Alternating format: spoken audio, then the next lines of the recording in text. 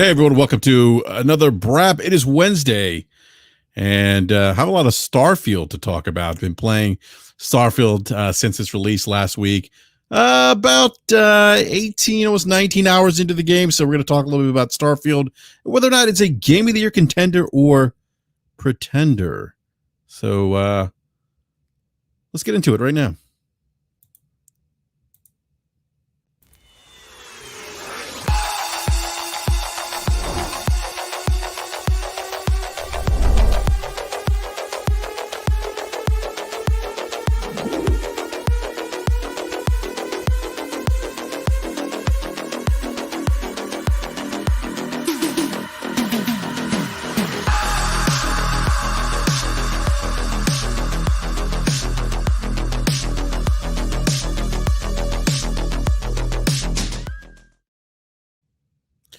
Hey everyone, welcome back to BRAP again. Big shout out to everyone in the live chat. Thank you so much for coming up and hanging out with us this evening. Really appreciate it. Do me a quick favor, if you could just retweet the link or exit or whatever it's called now, or save the or share. I can't even talk. Share the link on your favorite social media platform. Let everyone know that we are live. So. Yeah, so we're going to talk pretty much really discuss Starfield because Starfield's been in the conversation quite a bit recently, and the game just released yesterday, full retail release yesterday, and seems to be doing well. Early indicators are that, at least if you look at some of the early access numbers, that the game has done pretty well. I think this game, based on the early access numbers, is going to probably sell well. It seems like. I mean, I think the first day or so. I think one of the things. I think the first day or two on Steam, I saw like over 200,000 active concurrent players on Starfield. And again, those are people who paid at least $100 for the early access. So do the math of 200,000. Plus $100 or so. That's quite a bit. So let me just do something here real quick.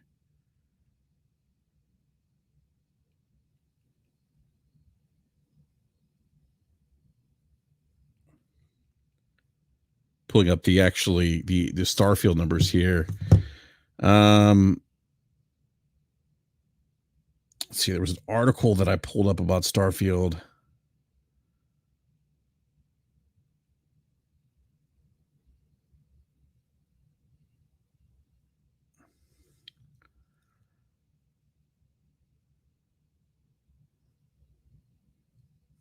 Let's see here. I'm trying to find this article.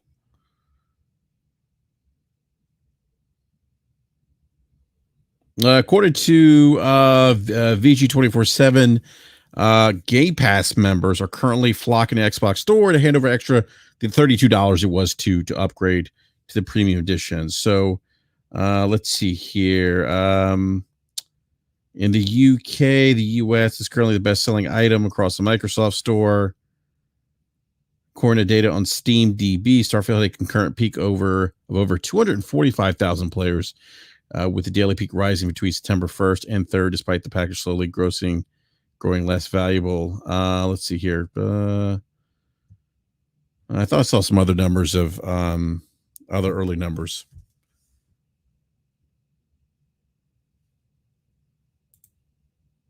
All right. Give me just a second here. I need to pull up something else. Yeah, so Starfield actually is, I know we talked about Starfield last week on BRAP, but like as I mentioned, I'm about almost 20 hours today. Getting to that 20-hour mark, and I mean, it's definitely picked up quite a bit since I started playing it. But here's the thing, I'm also coming off of playing Baldur's Gate 3, which Baldur's Gate 3 is not on the PlayStation 5 now. And it's currently at a 97 Metacritic. Now that's only with like 10 reviews, but it's a 97 Metacritic on the PC review. of the game. But I'm coming off of coming into Starfield, having played Baldur's Gate 3. Now, I'm still in process of playing Baldur's Gate 3. I think I'm about 45, maybe 50 hours into Baldur's Gate 3, and that is one of the best games I've played this console generation. I should say this console generation, but this gen. And I would say, and coming off of Tears of the Kingdom, coming off of Final Fantasy 16, coming off for Horizon Forbidden West Burning Shores DLC, coming off Dead Space remake, coming off Resident Evil, was it 4 remake? There's been a lot of great games this year, and I know I've talked in quite a bit about how great 2023 has been for video games. It's been a phenomenal year, and so I'm had played all these games, and I got to say that Baldur's Gate 3 is by far the best experience that I've had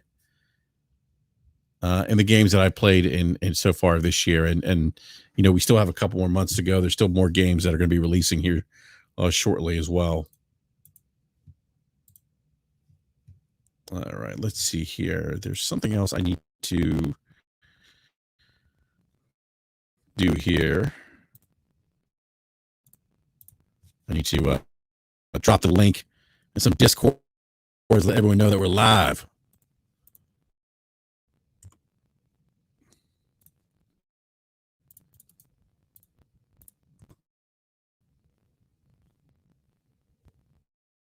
All right, give me a sec here.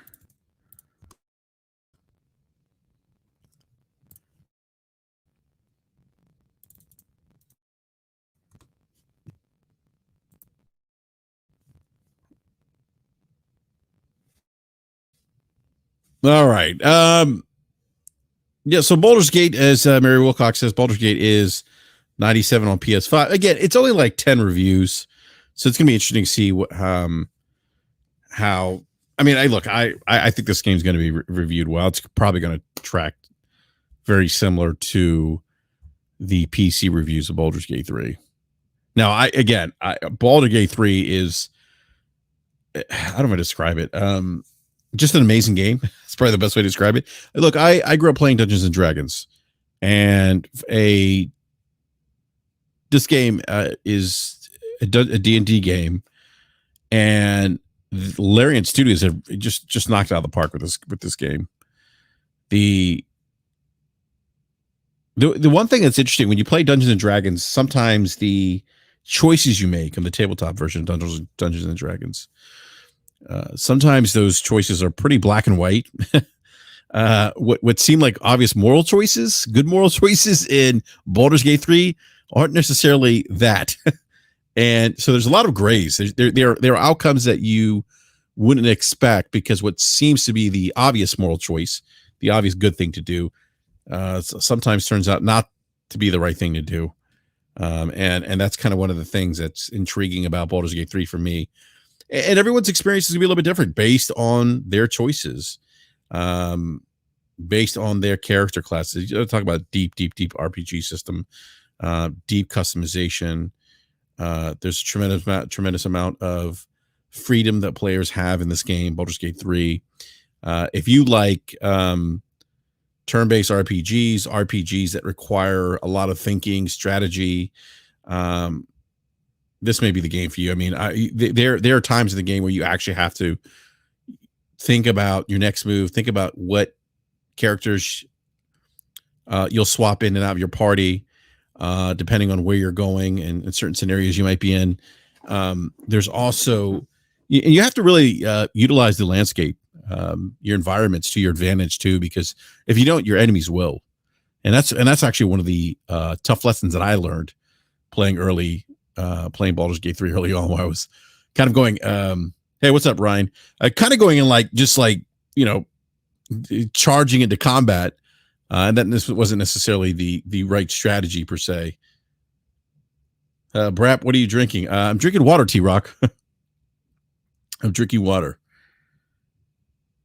T-Rock, have you played T-Rock? I feel like I haven't talked to you forever. T-Rock, are you still playing what is it? Fortnite? I haven't played Fortnite forever. It's been a long time. I think isn't there like a new season out for Fortnite?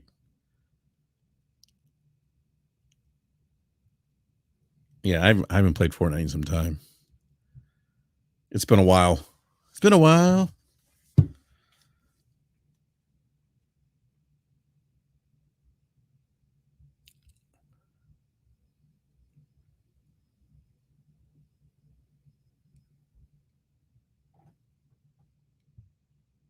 All right, I guess T Rock's not responding. T Rock, come on, waiting for a response from you. All right, T Rock's not responding. So yeah, so back to Baldur's Gate 3. So it's a great game. And then there's the romancing options and Brian says I saw a short clip where hold on a sec here.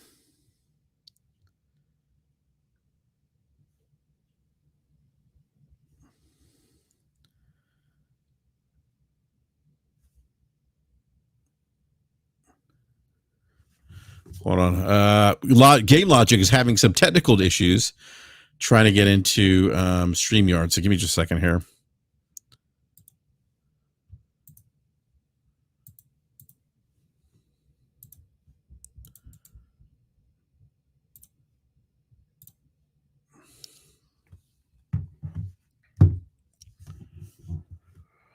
Why is he looks like he's having some technical difficulties.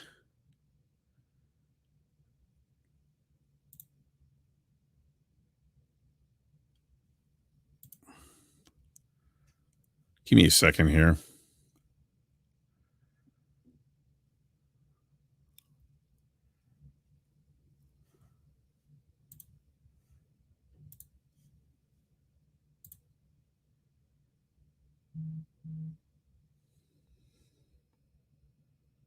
All right. Yeah, sorry about that. Logic's having some issues trying to get into StreamYards here.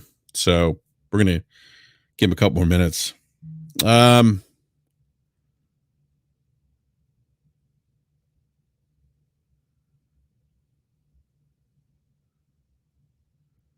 Ryan Lance says, I saw a short clip where someone was playing Baldur's Gate 3. She rolled and she ended up kicking a squirrel to his death. Yeah, that's probably. I know you can actually have interactions with animals like that. And of course, there are some love interest here. You can romance certain characters in Baldur's Gate 3, Ryan. And great story too, by the way. Baldur's Gate 3 is a great story, very well written. Love the choices that you get. Like I said, I mean, sometimes what seems to be the obvious choice, if you think about, moral choices, what seems to be the obvious choice that you would think most people would make is sometimes ends up not being the correct choice.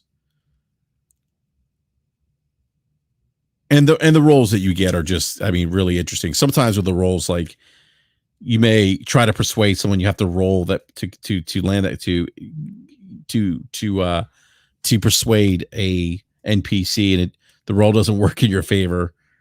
Or when you're getting attacked, you may roll a sometimes there's like different effects, status effects that or buffs that attacks have, and so sometimes you can roll and not get those not have those buffs affect your characters. Hey Ryan, now's a great time to pick up Baldur's Gate 3, Ryan. Why wait? Well, I would say this: if you're playing other things, you're playing other games. Baldur's Gate 3, like maybe like during the end of the year, early next year, 2024, might be something that's worth playing then, because you're going to spend a lot of time playing Baldur's Gate 3.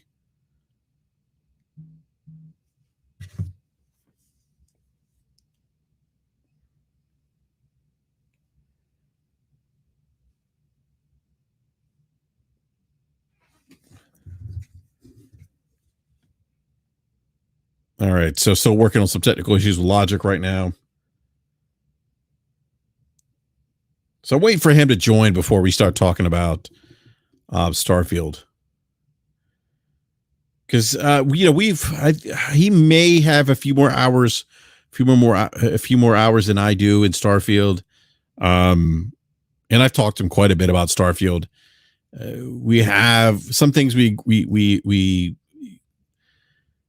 agree upon, other things we have a difference of opinions.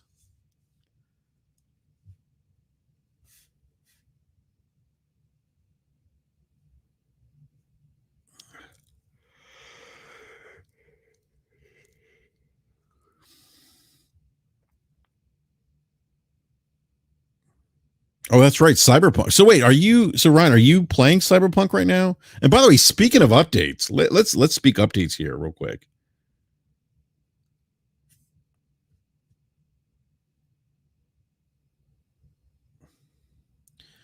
Jedi Survivor finally.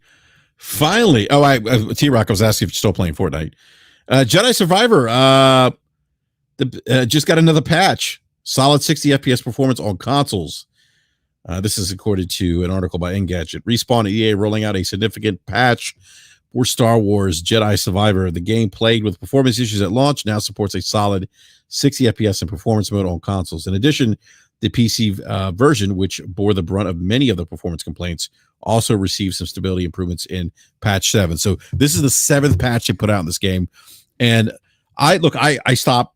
I wasn't getting a lot of performance issues early on the game, but as I progressed, some of these issues were happening to me, and I said, you know what, I'm gonna wait.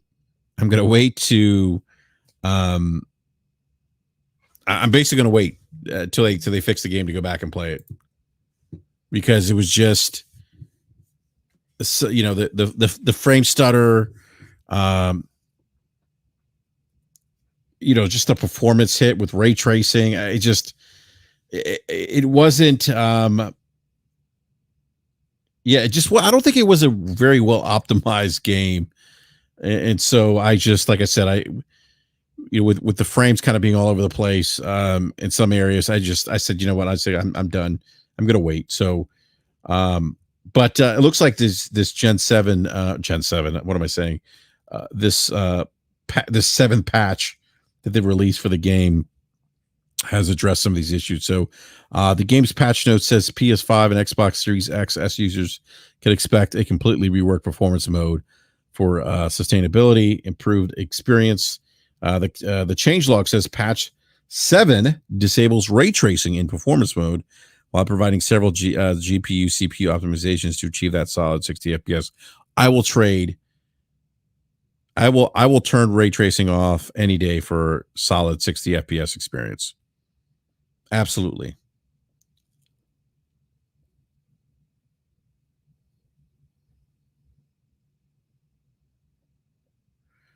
So Hero Downer says, I kind of regret buying so many games day one at full price when they almost always get good 6 months later with patches. Yeah, I don't disagree with that. I mean, Cyberpunk comes to mind, although I didn't have as many issues as some other people with Cyberpunk when that first came out.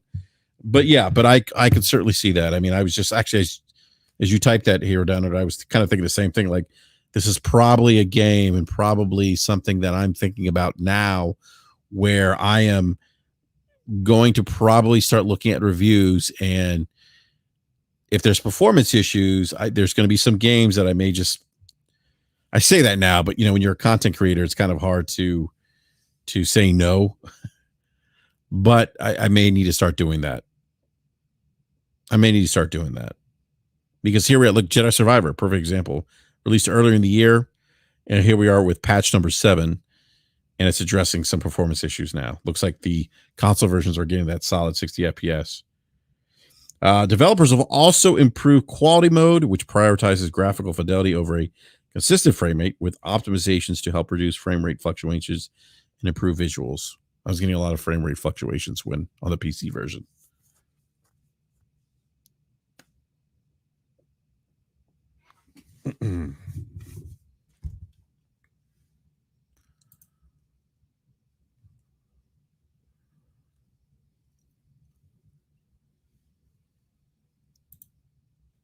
All right, let's see here. All right, Q2 Engadget here. Although Patch 7's highlights are for console users, PC owners aren't left in the dark. Respawn has added support for NVIDIA's DLSS for the game's Windows version. Additionally, PC owners should see additional performance and optimization improvements. Thank you for DLSS, by the way.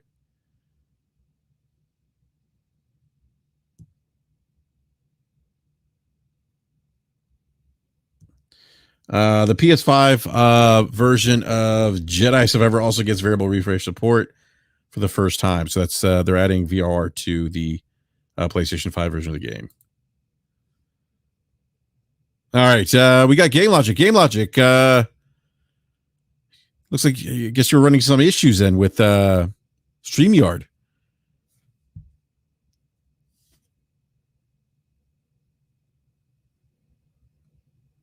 I think it for some reason it was auto selecting an OBS virtual camera, which doesn't exist on my system, and just doing wonky stuff. Oh man, that's and here I am thinking, okay, I'm going to do StreamYards tonight because that's going to be easier than OBS, because we had some issues with OBS last time we did the BRAP rant, and then we had to, like redo the whole show. Anyhow, but Logic, happy you could make it, man. Good, man. Yeah, thanks for having me. Yeah, I was just actually while we're waiting for you to join, because I didn't want to have this. I didn't want to have the Starfield conversation without you, because you and I have been talking quite a bit about our experiences with Starfield, and then I think it's going to be a great conversation for the listeners to kind of hear our perspective on Starfield. But I was discussing that the Star Wars Jedi Survivor actually just got another patch, the 7th patch. They've added things like DLSS for the PC version, VRR to PS5 version, a stable 60 FPS, where they're saying solid 60 FPS for the console versions as well. And they have patch 7 also disables ray tracing in performance mode on the consoles as well. So I was saying earlier, Logic, this is a game that I bought day one. I played it and stopped playing it because I was having performance issues on the PC, and it's probably gonna be a game that I end up going back to at some point. So, but at least I'm happy that they've patched some of this stuff, and it seems like, and I haven't played it since the patch, by the way, but it sounds like perhaps they're heading in the right direction, I guess, with Star Wars Jedi Survivor. But also want to welcome Slubbo Backslap. What's up, Slubbo? Yo, what's up? How's it going, guys? Dude, well, man, great to have you, Slubbo. King KD himself. Oh, here we go. I got to gas you up here a little bit, man. It's been a lot, Slubbo. It's been a while, man. So anytime you can make it, man, it's like, we gotta shout out King KD a little bit, Yeah, man. Glad to be here, of course. What's the topic? What are you guys talking about? So I was just talking about the patch number 7 for Jedi, Star Wars Jedi Survivor. How the patches seemingly address stability issues on the console and PC. They've added DLSS support to the PC. PS5 has VRR now support, and they've also disabled ray tracing. And I think it was it performance mode? Gonna go back here and look at the. Well, they need to disable ray tracing for both. I remember, if I recall correctly, they had ray tracing enabled, some form of ray tracing. They don't have like real ray tracing on consoles, but some form of ray tracing enabled for both the quality and performance mode, which also kind of really impacted performance. It was just weird that they would have that on by default and you couldn't turn it off. It's just strange. Very strange. Yeah, here. Yeah, actually, here we go. The changelog says patch 7 disables ray tracing in performance mode, while providing several GPU, CPU optimizations to achieve that solid 60 FPS. I wonder how long they could have been providing a solid 60 FPS on consoles if they just never did that with ray tracing. Yeah. Probably from the start. Who knows? Yeah, I mean, it was just odd that you couldn't disable it. I also thought, I forgot that, I guess the PC version didn't launch with DLSS. No, it didn't. I was actually, I forgot about that. Yeah. Was he used FSR? Yeah, FSR, yeah, which Oh my god. it didn't really help with performance, but definitely made the image look uglier. I think that was one of those games where, you know, AMD had one of their exclusive partner deals with that they now all of a sudden, oh, we don't block anything. No, we would never do that. Okay. They don't block anything now, you know, because I think after they spent like a month and a half ignoring the question when they finally answered. Also, the Avatar game is a exclusive partner that's allowing DLSS at launch. I'm like, okay, so you just basically just changed all your contracts while you were pretending like you didn't hear the question. Makes whatever.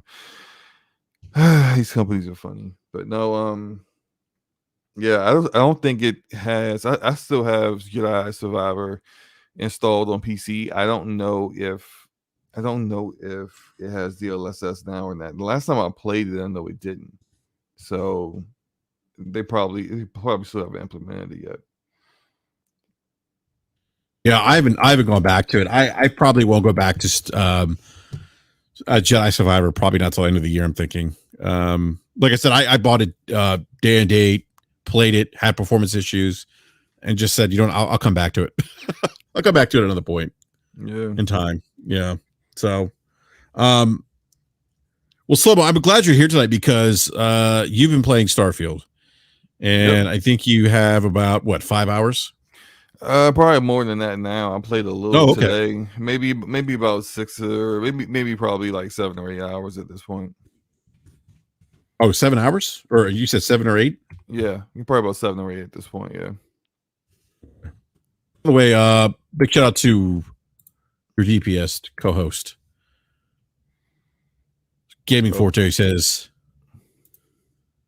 I'm King KD now, Brap. Slimo need to catch up. I don't know what he's talking about. He's talking about how he got more kills than me in one match of Battlefield 2042. Oh, okay. So he had one good match, and now he's King KD. Yeah, basically. Okay, I see how that works out. I mean, makes sense, right? Yeah. Yeah. By the way, Todd Howard's trending right now on X. No, I don't know why he's trending, but he's trending right now. You're really calling it X? Twitter? Yeah. I'm gonna call it Twitter. Yeah, I can't call it X. Yeah, I can't call it X. But yeah, no, but no, seriously, Slobo, I'm glad you're here because I know you just started playing it. And Logic and I have been talking about. He said one match every match for the last 3 days. Wow, he is lying. Let me tell you how Forte is lying. Right? He tried. So we're playing Battlefield, and most of the matches, like it's like it goes back and forth, like where we are on the leaderboard, like who's above who. I always have more kills than him, but he's always like, well, hey, you know, it's all about being more well-rounded. You know, I'm picking people up. I'm a medic. I'm healing people. Like he's getting his points from there, and I'm just like, okay, but I still have more kills. So I don't know what you want me to say here. So no, he's not getting more kills than me. Not every match, not any matches really. It was one match. You know, one singular. Not plural, one. But whatever. I don't call myself King KD. This is what other people call me. You know, Forte would love for someone to call him that, you know, instead of just, you know, Destiny crackhead. I gotta say, I'm surprised that Forte is not playing because I think last time, or was he? Yeah, you mentioned that he wasn't playing Starfield. Is he still not playing Starfield? I have no idea. The last time me and Forte played, so we played Battlefield Sunday night and Monday night. Tuesday, I have no idea what he did Tuesday. So he could have played Tuesday. I don't know, but I know he didn't play it. The last time I played Battlefield with him, he said he hadn't played Starfield since last Saturday. Okay, gotcha. All right, so All right, so since we're discussing Starfield, I want to go to you first, Slomo, because you did not do the early access. You did the September 6th release date. Myself and Game Logic did do the early access. So you're about 6 or 8 hours into the game now. What are your thoughts of this game? I mean, there's a lot of conversation, maybe premature conversation around this game being Game of the Year contender. I even saw Game of the Gen, but that's another conversation. But outside of what you knew about Starfield and for what you heard from Bethesda and Todd Howard and and I'm assuming you read some of the reviews of Starfield. I mean, I saw a couple.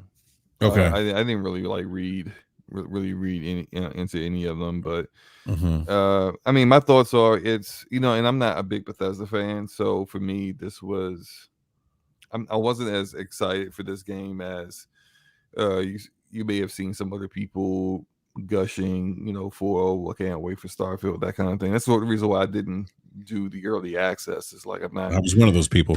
Yeah, I'm not spending extra money to play it early for a game I'm not certain I'm even going to like for the most Makes part. sense. I don't like Bethesda RPGs. I don't like any of the Elder Scrolls games. I haven't enjoyed any of the Fallout games that I played. So for me, it was like this one. I wanted to get this one a shot because I saw some things that were a little interesting that I wanted to check out. And I think for the most part, it is for me, the one Bethesda game that I actually am enjoying so far.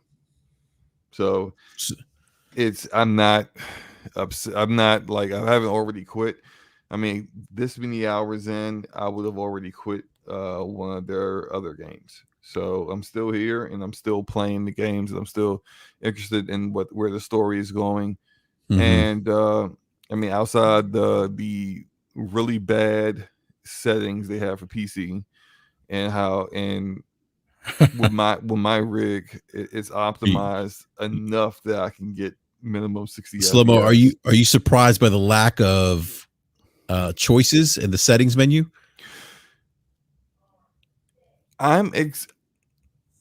Yes and no. Like, yes, because it's Bethesda.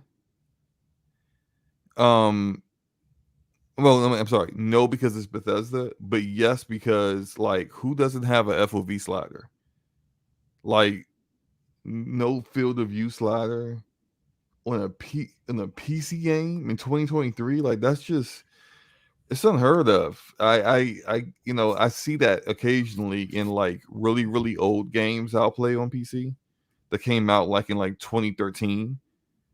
And I'm just like, oh, there's no FOV slider. But I always go, this game's old. So I just chalk it up to that. But no, this game doesn't have an FOV slider, and it came out this year. It's baffling. But of course, they'll mod all that stuff in. There'll be mods for that. There probably already is a mod for that right now. So I did find it to be a bit odd. Okay.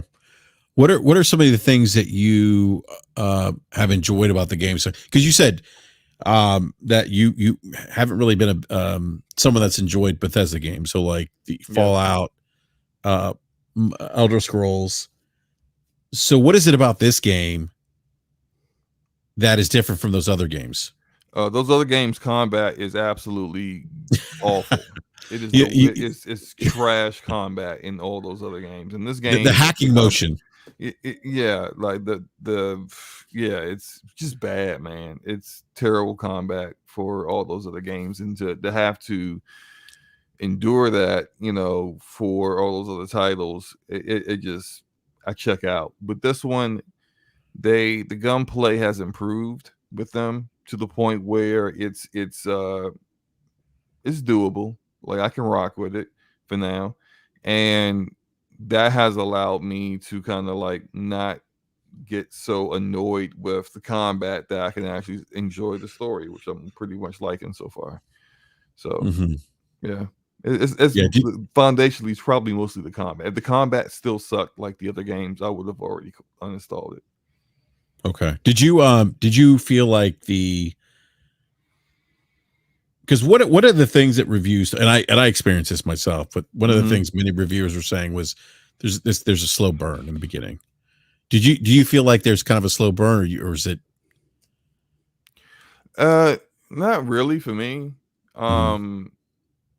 If I felt like it was slow at all, I felt like that probably ended when I went on New Atlantis at the lodge. That's when I kind of felt like it was no longer like, Yeah. slow for me. So that was probably a good like 2-3 hours in. So yeah, I'm not, I fully get how some people would feel that way, especially if you had anticipated certain things from the game that you're not getting. Then yeah, I absolutely understand how some people would feel that way, or especially if like you felt kind of pigeonholed into using certain skills because the encumbrance is so overwhelming and you feel like you need to use weightlifting in order to kind of compensate for not being able to carry as much stuff and things like that. I see a lot of people also like I think they take so long to get to the main quest, which a lot of people are saying is like really good.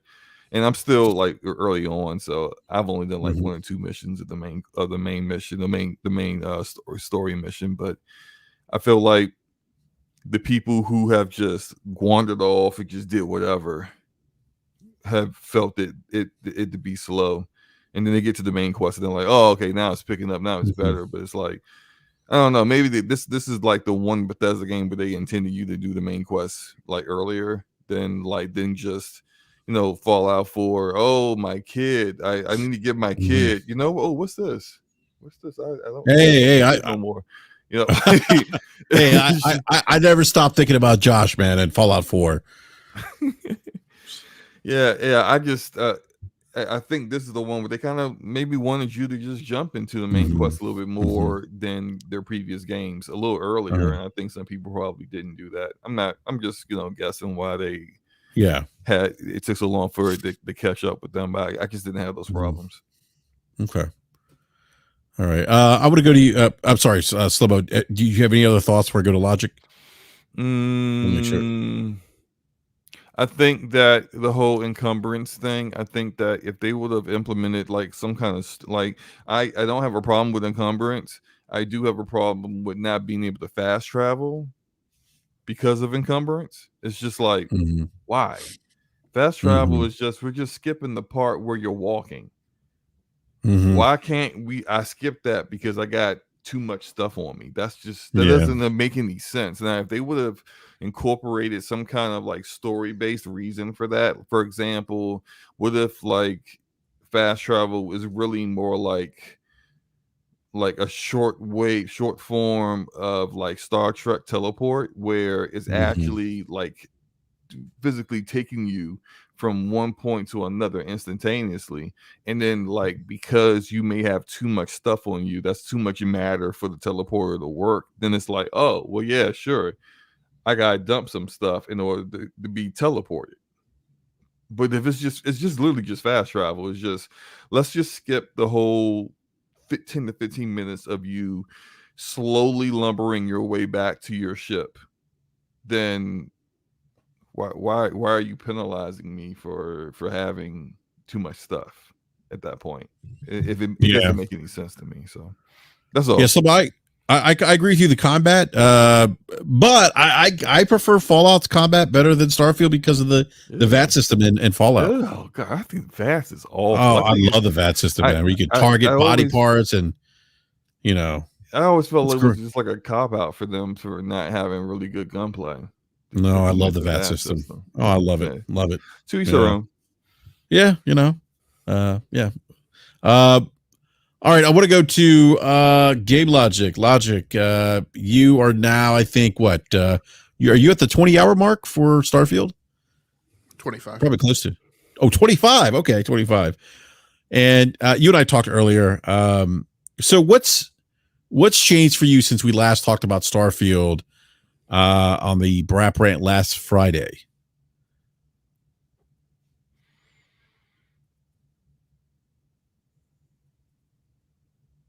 I don't know. I'm really mulling your question over because I think part of what's out there for me is I feel like there's a lot of inaccuracies and a lot of misinterpretations, mistranslations of dynamics that are in the game and in the game's design.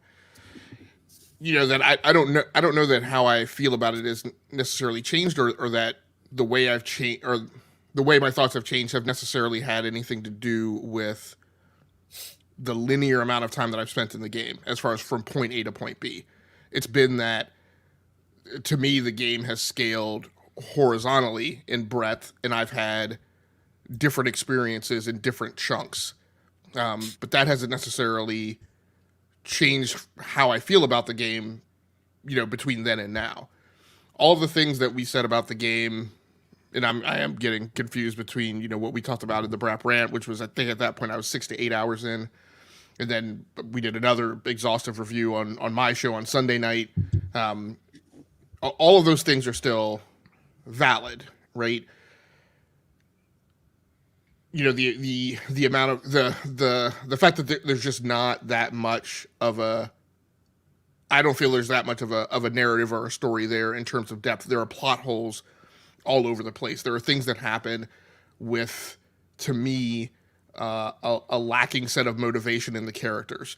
Characters just kind of arbitrarily wave their hand and do stuff for not really good reasons. I mean, from the very beginning, when you are a just pissant miner and a rookie miner at that, and dude just gives you his spaceship. Yeah, I agree with that. That was kind of just like, Yeah. why are you giving this to him? I mean, like it's almost like he wanted to say because you're the player, but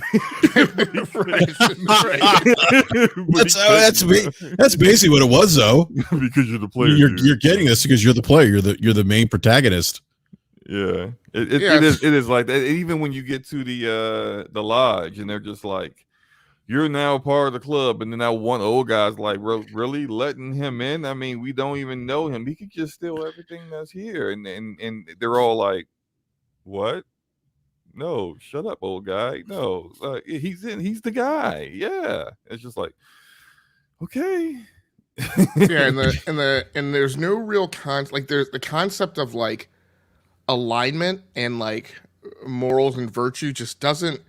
I mean, I get that there's a wide degree of latitude on that for a reason. I just don't know that it lands. Like Samantha is constantly getting disappointed with you for stealing shit, right? For just, you know, behaving in all types of immoral ways, and yet there's never really any repercussions for that. That are at all kind of impactful. And so, you know, and I've seen people who are running around. You know, I mean, I think I have very low opinions of the way that they're behaving, all for the sake of sensationalism and driving views to their channels. But I see people who are going around like murdering everyone like in New Atlantis, and as far as I could tell, the game doesn't really. I don't know what consequences the game foists on you for that, because I've proceeded to go through the game in a very, I'm absolutely certain in a way that Bethesda did not intend. There's a lot of things that I'm getting to late in the game after I've already, you know, built up some wealth and done a lot of adjustments to my ship. And so when I went to Neon City the first time and was being recruited by Ryujin Corporation or whatever, the job I was offered was as an like entry-level administrative assistant, which just in my mind, in the story that I've been building, made absolutely zero sense, like whatsoever. So, I mean, there are problems like that in the game, and it's a problem driven by them trying to have a design that accommodates a wide degree of latitude, but then losing that control to drive you through a narrative, and therefore the narrative doesn't come off as strong. The comparison, and first of all, I'd say there's the dialogue about this game has been the worst gaming dialogue that I've ever seen on Twitter ever, despite all my numerous claims, you know, all my numerous complaints about. Like, what? The worst? The worst. The absolute worst. Oh wow. Okay. Like because the conversations that are being had are just not the conversations that need to be had. There's a lot of effort to compare this game to a lot of other things, and I don't think that this game compares to a lot of other things. Because I think this game is fairly unique in what we've seen out of the gaming industry over the last 10, 15, 20 years. But I will draw a comparison here. And so, for instance, Neil Druckmann, Naughty Dog, Sucker Punch, a lot of those development studios have talked about the near linear wide path format. And they specifically mentioned that we don't do open world because it is incredibly difficult to drive a player down a narrative that is impactful and pulls at the heartstrings and drives them through these emotional gateways when you give them an incredibly wide degree of provenance, right? And so T-Lu, Uncharted, those games aren't open world. They don't branch off. They don't go in all kinds of crazy directions because they're trying to drive you through a narrative that is impactful to you. And so those games have better narratives. They also don't necessarily take as much risks, and they're not necessarily load balancing all of the different choices that Bethesda is doing here. So those things are going to land differently with different people. There's a suspension of disbelief that you have to have in Starfield if you're going to get anything productive out of it. Because, like I said, those things happen, those plot holes happen, that tapestry of lore is woven together incredibly loosely in your head, but the strength You of gotta that, have imagination. Yeah, I mean, we say that jokingly, and I know that was levied at you as an insult, but there is No, this thing I don't disagree. By the way, like I'm sorry to be the interrupt logic. As I'm playing more, like because you're right, like there's holes in the story, the plot, and you have to apply some imagination. Okay, well, perhaps this is what's happening. Like I don't want to get too much into the plot because I don't want to give any spoilers. But no, I in some regards I kind of agree with that. Like you kind of have to like use your imagination a little bit to kind of. Yeah. Maybe. At some point, you got to kind of just go, yeah, it's a game. Like the story just doesn't. Some things don't match up. It kind of reminds me of like if you guys ever played Dragon Age 2, and there is your main character is named Hawk, and he could be a warrior, he could be a rogue, or he could also be a mage. But mages in the city that he lives in for like 85% of the game cannot live on their own. But here you are as a mage walking around for like the time course in Dragon Age 2 is like a decade, and you're just walking around in front of soldiers, in front of everyone, in front of the Templars that's supposed to like arrest mages with as a mage with your whole little staff out and doing spells in front of everyone, and no one says, "Hey, Hawk, you can't do that. You're a mage." At no point in the game do they say, "Hey, wait a minute. How is it this guy can do it, but this mage over here, we're slapping them up and chaining them down?" It's just because you're the player, bro. Yeah, that's about it. That's the only thing that's special about you is that the story sets up. Yeah, go ahead, Logic. No, and I think in some things that you mentioned there are also bear impact. Like I haven't been consciously aware that my background that I chose, your class essentially, has any impact to the story. Other than maybe it does, because as you and I were comparing notes, you got funneled down a completely different path in Neon City than I did, and the adventure that I had in Neon City did feel like it was the first time in the game that it was directly relatable to what my background and class were. Now, was that because my adventure in Neon City was from playing the main storyline, the main quest. So I wonder, is that why we had different experiences, you think? Or is it really because we have different character classes? I don't know. I mean, where's Neon City exactly? I haven't read that yet. It's in the system called, I think it's called Votilla. I think is what it's called. Yeah, Votilla. Okay. And so Neon City looks. I mean, like you're gonna feel like you're walking in a like in a smaller scale, like Cyberpunk Like what's his but city not in as good as Cyberpunk? Well, yeah, I mean, yeah, not as good looking as Cyberpunk for sure, but some uh, people was it definitely New City? What's his? was sniffing gas fumes when they thought that this game looks better visually than Cyberpunk that has like freaking path tracing. Like, come on, Yeah, I bro. saw someone say that. I'm like, you clearly have not played Cyberpunk. Yeah. Even when Cyberpunk released, initial release, it looked better than Neon City. But no, but Neon City's actually in the Starfield game, it's actually a pretty good looking city, and it definitely has that Cyberpunk vibes and kind of this like the place where like you can like pretty much like it's like Las Vegas in space is probably the best way to like I can describe it. Yeah, And yeah, it looks cool. It definitely looks cool. I can't Yeah. wait to get there so I can Yeah. check it out for myself. But see what Logic just described, like if that's the case, Logic, that you and I, because we went on different paths with characters and we had different experiences, that to me is fascinating. Did they go back and have the discussion with other people who played the game who chose different paths and then had different experiences? But sorry, go ahead, man.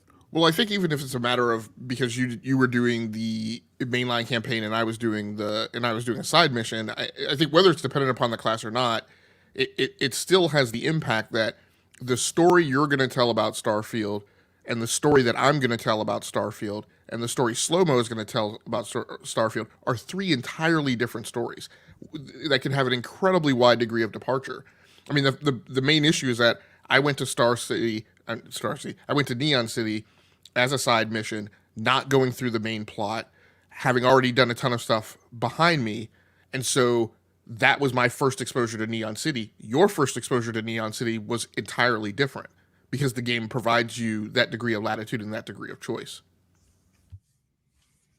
Yeah, that's what, to me, like as I start thinking about this game more and as we have conversations about our experiences with Starfield, that's a part that's really where I was kind of, again, my issues, and I said this last week. That's why I asked you the question, Slow-Mo, about kind of that slow burn. Like I was bored, and I was like, there wasn't, and I said this to you, Logic, like there wasn't that emotional hook at the beginning with Starfield the way there was. Like Slow-Mo said, you lost your son in Fallout 4, you did, but in the beginning of Fallout 4, like you're there with your family.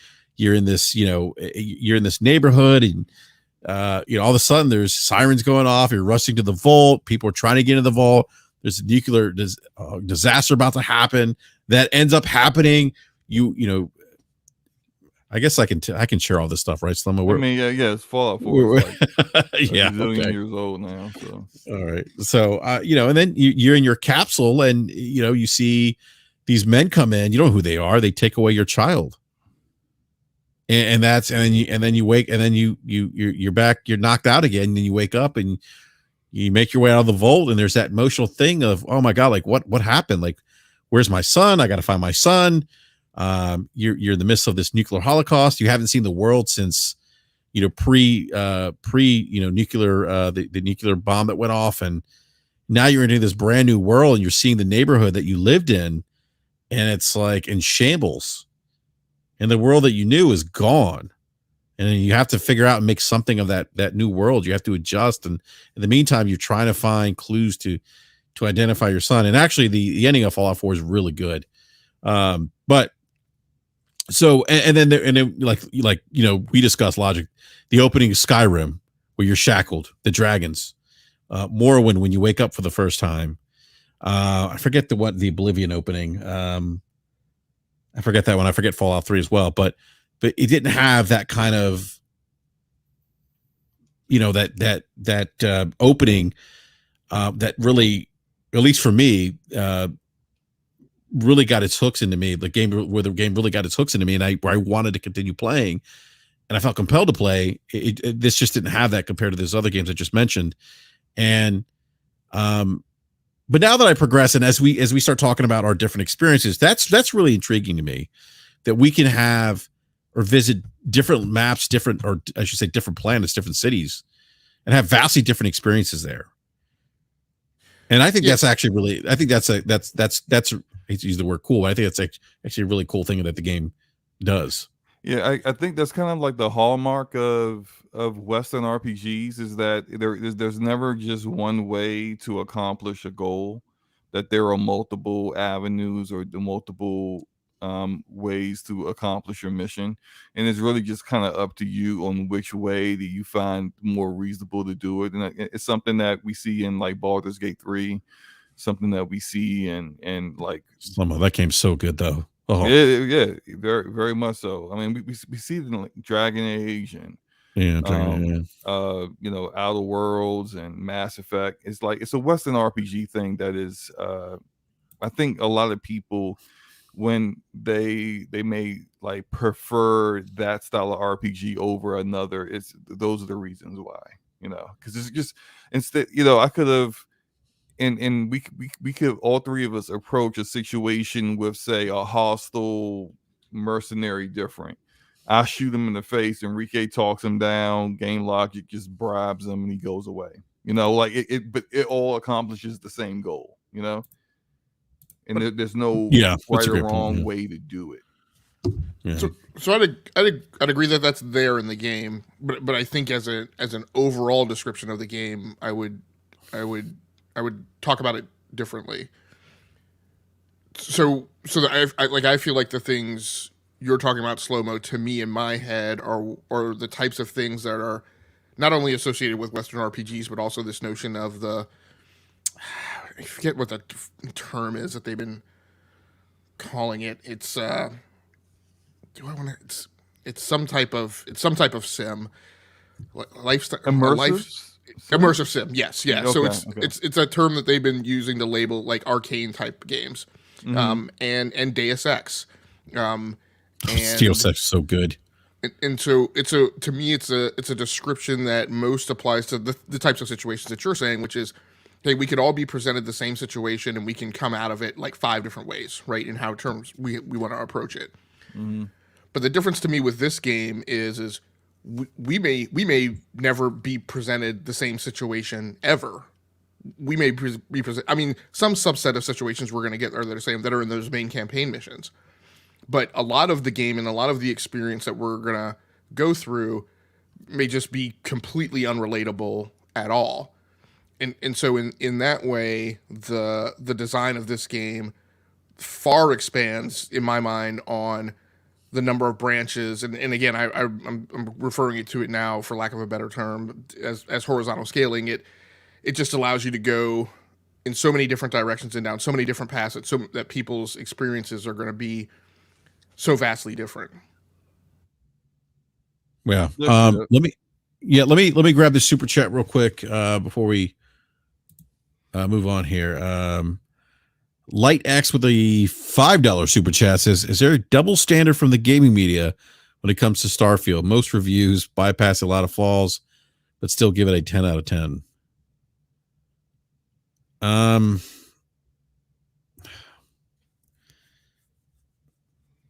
I think that, look, I think that there's some.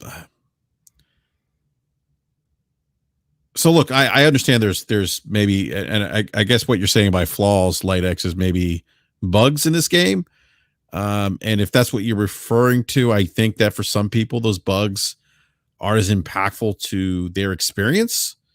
Others maybe more. But I just think that's just a difference of opinions more so than a double standard, in my opinion. What do you think, Slow-Mo? I'm sorry. Say that again. Super chat. Okay, is there a double standard from the gaming media when it comes to Starfield? Most reviews bypass a lot of flaws, but still give it a 10 out of 10. I don't think that's unique to Starfield. I see that with a lot of games where they'll be like, you know, oh, all these issues, but you know, it's a 10 out of 10. I mean, I saw that with Elden Ring. I've seen that with a lot of different games over the course of time, and it just kind of it's part of the reason why I don't, when I do a review, I don't give a score, because the score kind of like really either contradicts what my review says, or people just ignore what my review is saying, what I'm saying in my review, to just look at the score. So it's just like I think it's kind of archaic with the way they do reviews, but it's never going to change. So it is what it is. But at the same time, this is not unique to Starfield whatsoever. You look at any big review of any big game that gets a 10 out of 10, and you're going to see them talking about aspects of the game that just weren't that good, but they still gave it a 10 out of 10. Why? Yeah. Logic, any thoughts on the review scores? Yeah, I mean, I think there's more than a double standard. There's, a 100 exponential standard, or whatever you want to call it. I mean, the problem is that there is no standard, and I think, I mean, again, and I'm not taking a shot at the person who asked this question, but I think in so many cases, so many of the things that are coming out about this game are just, in my mind, like not the questions we should be asking, or not the conversation we should be having. Every reviewer's opinion is their own opinion. Reviewers have obviously, in this case, taken an instance where semantically, philosophically, they are saying that they are allowing for the possibility of a 10 out of 10 game. Whether or not that's correct or not, I don't know whether there is no such thing as mathematical accuracy or precision about the score number that they provide. What matters is when you read the review, whether or not the things that they bring out resonate with you or not as an individual. And if they don't, then don't go by that person's reviews. I think there's been a ton of belly aching about review scores that have been granted that are 10 of 10s, but also the ones that are granted 7 of 10s. I saw IGN. I saw a person who participates in a lot of the discussions we participate in, who was intolerant of the notion that somebody would give it a 7 out of 10. And that to me is, if you are an art critic or an entertainment critic, the notion that you disallow for the possibility that this game will not land with someone differently, the notion that all of the scores are supposed to aggregate around some center point and be relatively within 3 points of each other, that's just ludicrous. Particularly for a game that is as complex as this and offers so many different experiences for people as this. At the end of the day, the aggregate review score that's showing up right now, that's somewhere in the 86, 87, 88 range, to me is statistically appropriate. The Steam review scores, which are settling in at 84% right now, which is the score that I predicted that the game would land at, right, to me are statistically appropriate, right? And nobody should be whining and getting all in their feelings about that peanut butter spread of scores. And if you love the game and you enjoy the game, quite frankly, you should be the person who should be the least concerned with the scores everyone else is giving it. You should be trying to get your head wrapped around the ability to articulate what it is you like about the game and why you like the game, so that you aren't the people that Slow-Mo is talking about that are gushing and using the game as brand defense and making some of the ludicrous claims. There's absolutely zero reason to compare the graphical fidelity of this game to Cyberpunk, in my mind, for someone who loves the game. Because if you love the game, the credible take is that you're not loving the game for its graphical fidelity. You're loving the game for other things. If you fell in love with the game for its graphical fidelity, you didn't fall in love with the game for its graphical fidelity based on its comparison to Cyberpunk. So coming out of your mouth with that take just proves that you're full of shit. And like, nobody should be listening to you.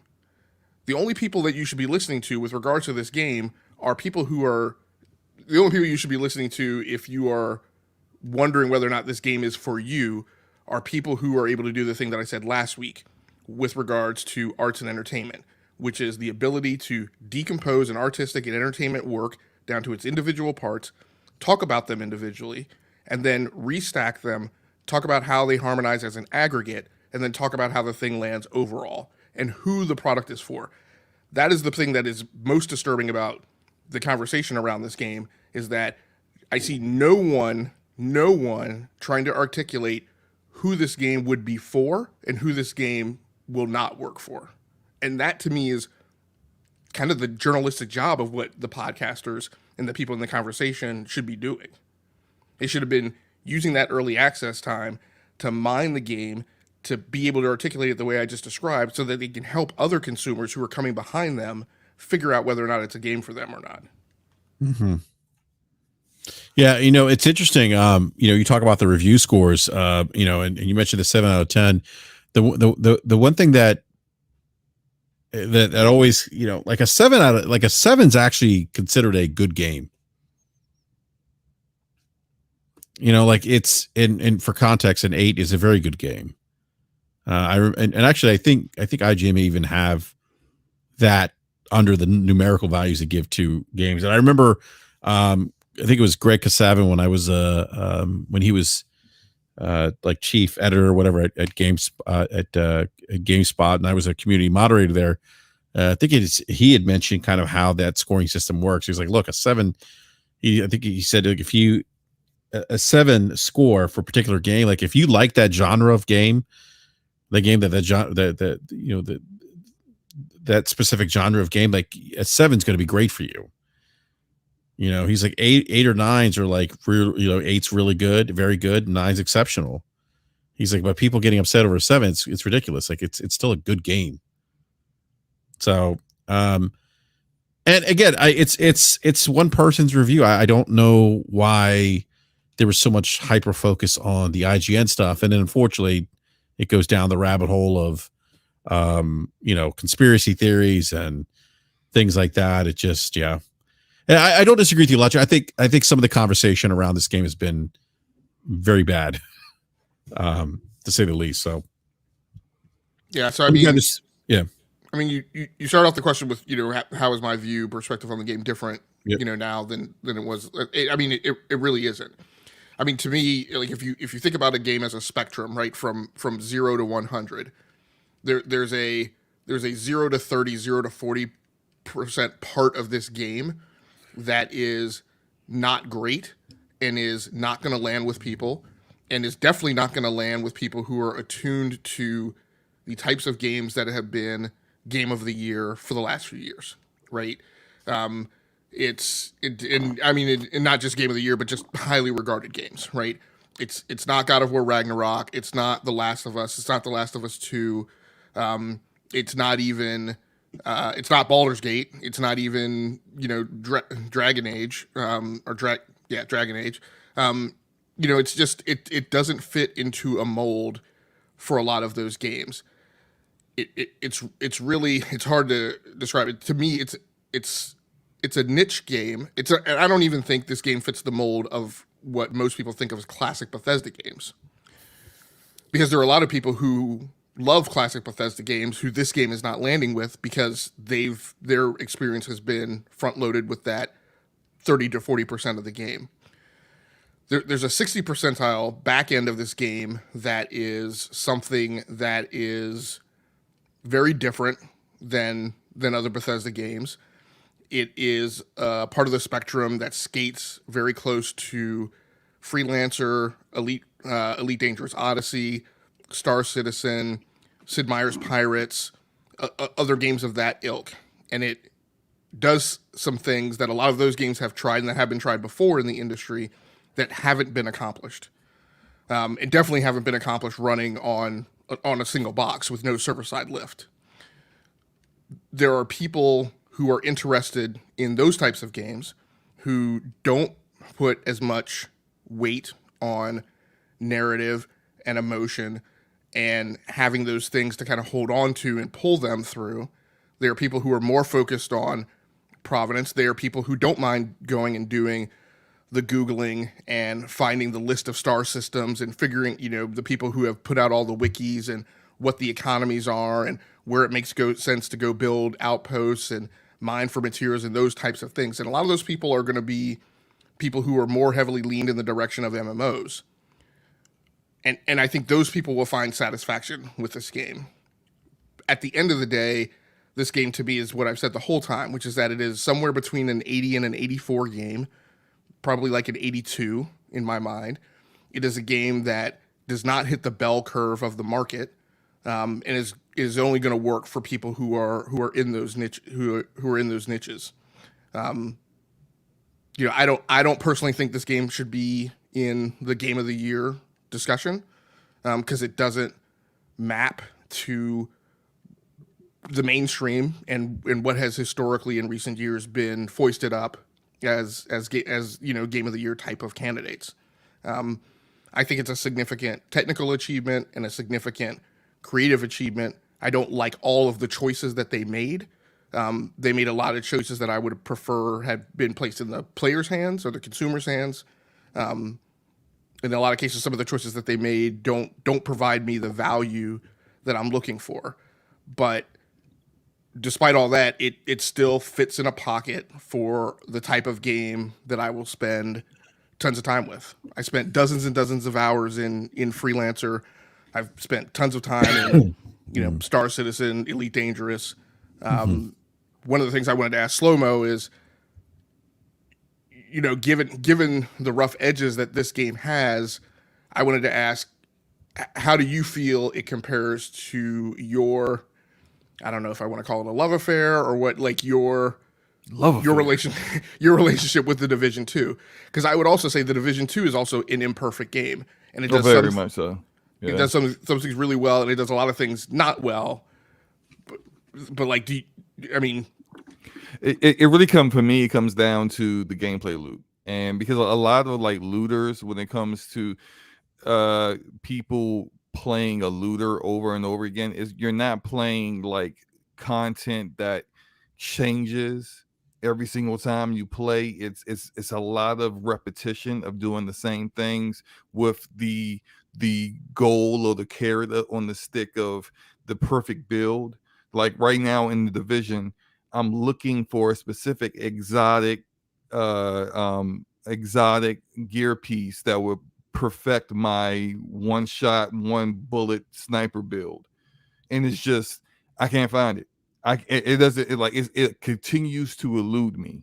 And the part of the reason why I still play the Division is because of that. And it's just, for me, there isn't so far any particular piece of gear or particular weapon or anything in Starfield that makes me say I'm gonna be playing this indefinitely. Like, I actually, the way I have my desktop or my PC organized, and if you see like the way my desktop looks, I got everything in a certain place. I got all of my content creation applications at the bottom. I got all my launchers at the top. I got my other applications to the left, and I got all my games to the right.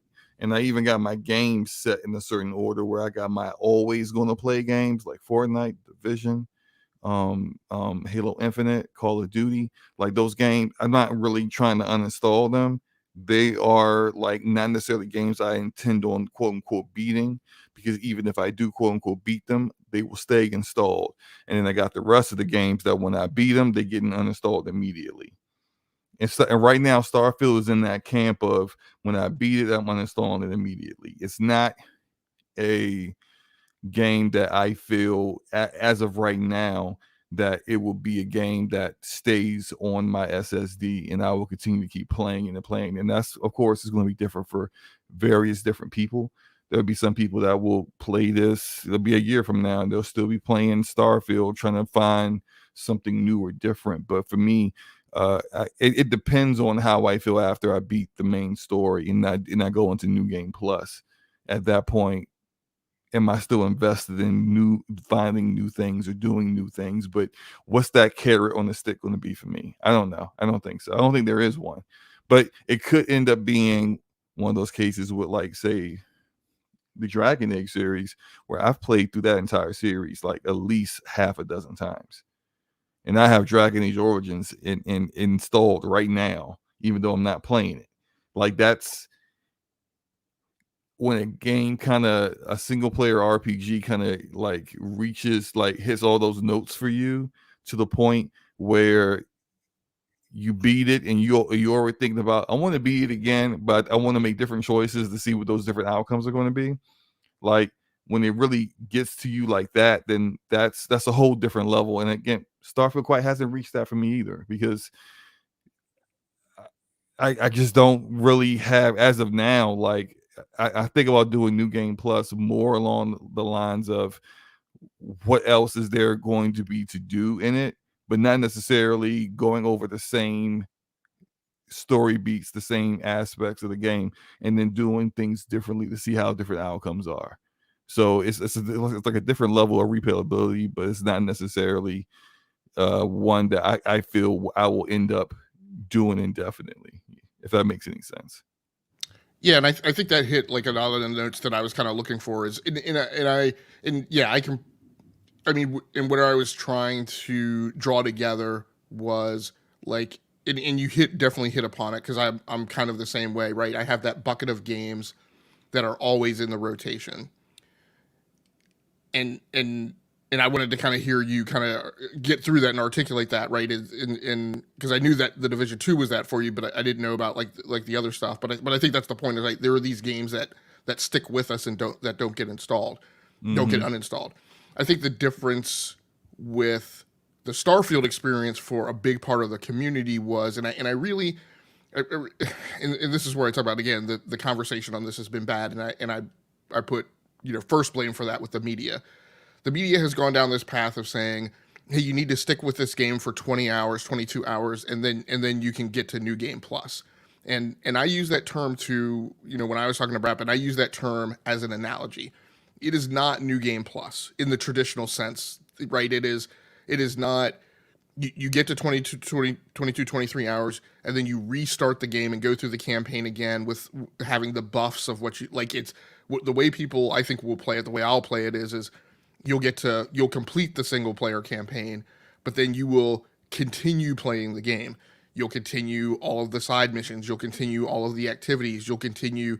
I've been talking to BRAP about, a thing that's in my rotation of stuff I do in the game, in air quotes, is I've established an outpost out on Alpha Andraste 4 that is a mining outpost where I'm mining copper, and I have a storage container out there. That has caused me to come back to Alpha Centauri and add additional cargo holds on my ship, which forced me down the path of adding a larger reactor and a third engine and now a fourth engine, so that I can make shuttle runs out to that planet, which is a level 20 planet, while I'm at level 12. So, oh, by the way, when I go out there, my shit has to be wired tight, right? Because I'm going to encounter ships that are way over my level. I go out there, I land, I pick up copper, get it on the ship, make a shuttle run. I have to do other things to expand on the base. That's a side activity, a meta, a macro. Start calling you Han Solo. That's right. That's all of my own right thing, because the game allows for that. And so I think, yeah, go ahead. Yeah, no, I was gonna say that. So I know we had this conversation earlier today. You told me what you're doing. I'm like, what? The game can do that? I think for me, real quick, and what's changed for me, because I know I'll forget this, as I've learned more about the game through either just dumb luck or just discovery, or even going online and researching stuff, the game has become a little more enjoyable to me. I think for a while I felt kind of lost because I didn't think the game did a good job at really kind of giving you a well fleshed out tutorial and how things work and where to go for certain things. Like I happened to stumble upon a store where I could upgrade my ship. That wasn't something that was like advertised, like on the menu or anything like that. So, but with the stuff that you're doing, Logic, and I think this kind of goes back to what I said about community, and I think where this game could maybe there's other people like me who are kind of interested in Starfield, but are kind of frustrated by the onboarding experience of Starfield, maybe not having this deep narrative, or having the expectation of a narrative the way other Bethesda games have had. But maybe that in talking to people that are in the Starfield community and hearing these experiences, that might pique their interest and say, wait a minute, this is something I can actually do and try now. This is something I might explore doing myself, and maybe not do it the exact same way, but do it in a way that maybe appeases me, or maybe a way that I would approach it. And then maybe having those kind of conversations again with the greater gaming community, with the Starfield community, of, hey, this was my experience doing this. And I think that kind of idea, that creativity, is what now is kind of has me kind of more, I don't know how to describe it. I'm actually looking forward to playing the game a little bit more now, where, as I said to you in the beginning, Logic, and for me, Slomo, my experience was different than yours. The first 6 to 8 hours for me, it was like a chore. And so it's starting to feel less like that for me. And then hearing your experience, Slomo, and Logic's experience and what he's doing, those things are kind of cool. I mean, like those are things you can kind of just quick, if you're interested in doing them, and I may be interested in doing something like that. I see people steal ships. I mean, like those are things that I would probably enjoy doing because, it's kind of an easy lift for me to do it. I don't have to spend too much time doing that, like hours upon hours of farming or whatever the case is, which is often sometimes the issue that I have with MMOs. But I'm sorry. Go ahead, Lodge. I didn't mean to, interrupt. I just wanted to get that out before I forget. So no, that's good. And I mean, and while I am talking about the things about the game that I enjoy and that I like and that are going to keep me playing the game for a long time, let me emphatically say I'm in no way by any means trying to say this is a game for everyone. Everyone should give this game a chance. I mean, my personal feeling is the ask of people to stay invested in the game for 20 plus hours, 25 hours, that's not something that's a reasonable ask of the average mainstream consumer.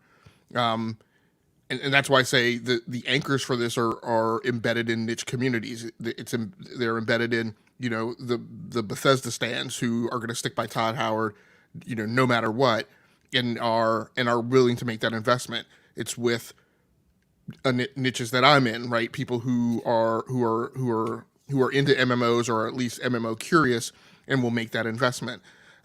It's unfortunately, I don't like standing shoulder to shoulder with those people. It's with Xbox fanatics who have something to prove and are seeking validation, right? A lot of them are going to stick with this game, but they are also people who, as I see their commentary on Twitter, just don't have the cultural intelligence, right, to really understand what this game is about.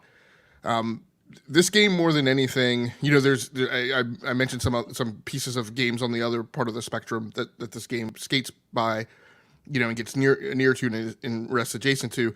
I'll also say there's a bit of kind of Minecraft in here, right? Those types of games that are exploratory and are about going off and figuring out your own thing. A lot of people have tried to ground this game down on getting through the campaign, getting through the story, looking for the narrative, and I'm like, that's not what this game is about. This game is about coming to an understanding of how, and some of that's by choice, and your interpretation of what the Starfield universe is, and then making conscious, deliberate decisions about what your place in that universe is, right, and what you're going to do in it. To me, it's actually very little, and this is again where I think the media has gotten it wrong. It's very little about funneling down a path of the mainstream campaign. I'm not. I mean, there's a meta that's in there that you can gain by orienting yourself with factions for a time. But one of the things I mentioned to BRAP the other day is, I chose a side mission where I went down and helped two factions who had normally been at some type of war, conflict together, and one of the sides had agreed to come down and help this other faction out. And when I finished that mission, I waved goodbye to them, thinking I would never see them again. I was running another mission for the Constellation group and ran into one of those military commanders again, right? And that spawned yet another like side branch of things. So you, in a weird way, and I can't tell exactly how expansive it is right now, but right now, like you build relationships, right, with characters in this game, that you've encountered before, and there's the potential for additional side missions down the path, based on your encounters with them previously. So I think it's a sandbox. It's very much to me a game for nerds, and I mean hardcore nerds. I mean, it's not really a game built for a lot of the mainstream that we've seen flood the space right in the last 20 years, and therefore it's not going to find traction with the thick part of the bell curve, right? It's going to find traction with people who are out on the periphery.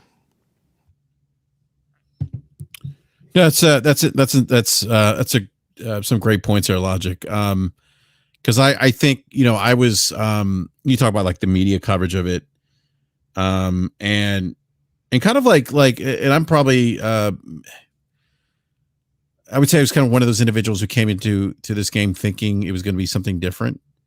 So I could certainly see how, but I'm also someone who is MMO. I think you said curious, and I played MMOs. But I'm also somebody who's been a huge Bethesda fan for a long time.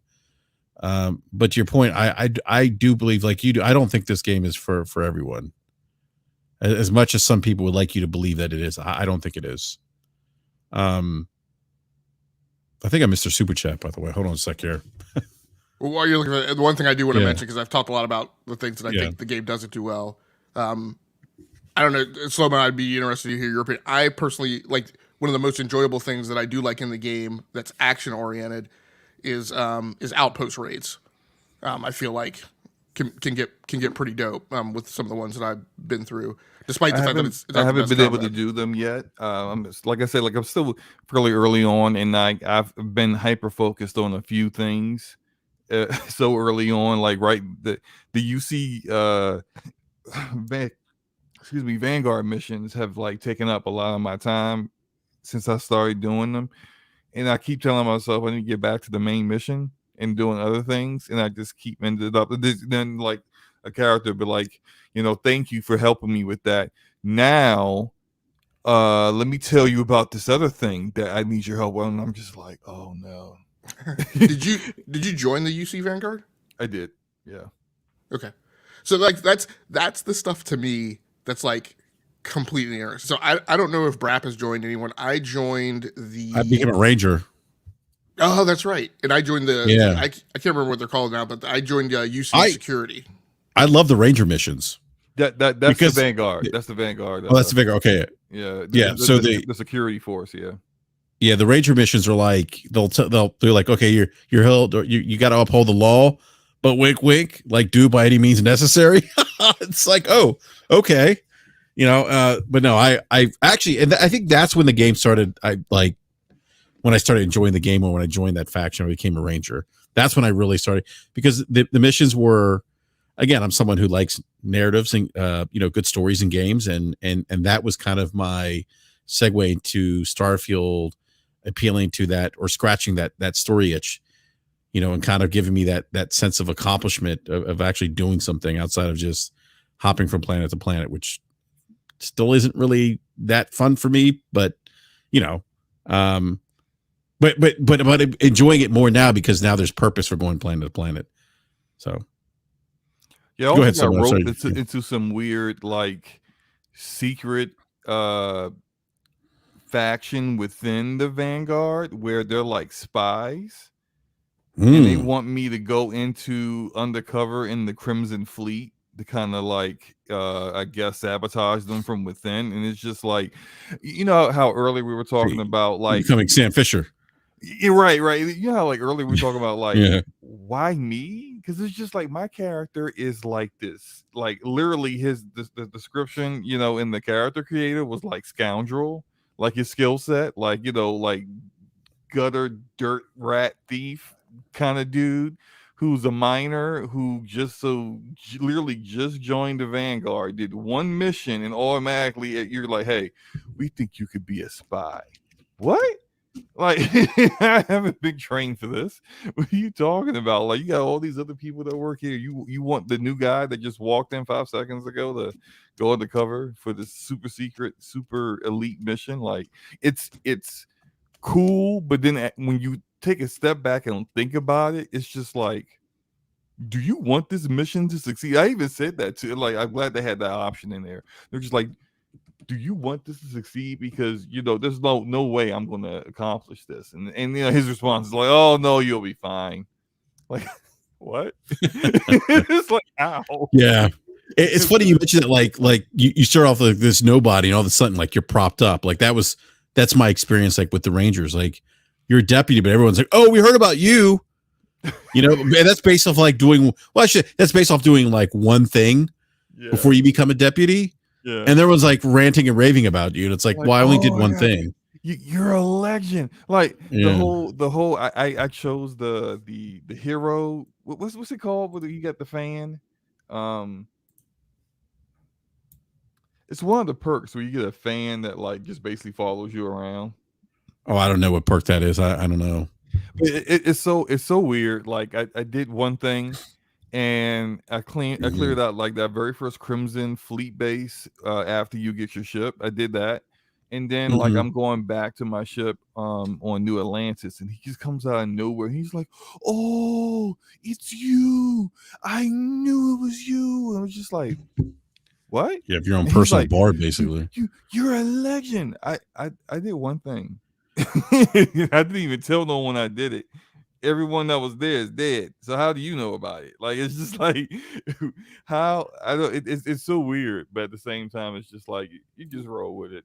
It's like I don't take this story as serious as I would take a story from like other RPGs where like if there was a plot hole, I'm like, excuse me, like what?